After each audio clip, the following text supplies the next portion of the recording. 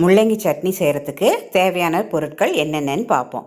முள்ளங்கியை நல்லா தோல் சீவிட்டு சிறு சிறு துண்டுகளாக வெட்டி வச்சுக்கணும். கல் உப்பு தேவையான அளவு எடுத்துக்கணும். முழு உளுந்தம்பருப்பு 2 ஸ்பூன், புளி எடுத்துக்கணும். கடலைப்பருப்பு, மல்லியும் சீரகமும் சேர்த்து எடுத்திருக்கேன். ஒரு 1/4 ஸ்பூன் எடுக்கணும். சீரகம் உள்ளே இருக்குது. காஞ்ச மிளகாய் 3, இஞ்சி பூண்டு ஒரு கொஞ்சம் சிறு சிறு துண்டுகளாக வெட்டி வச்சுக்கணும். ஸோ அது எப்படி ப்ராசஸ்ன்னு பார்ப்போம். ஸோ ஒரு கடாயில் 1 ஸ்பூன் எண்ணெய் ஊற்றிருக்கேன்.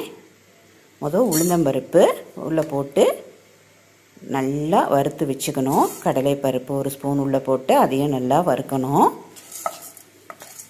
சிம்மில் வச்சு பண்ணுங்கள், கருக விட்றாதீங்க.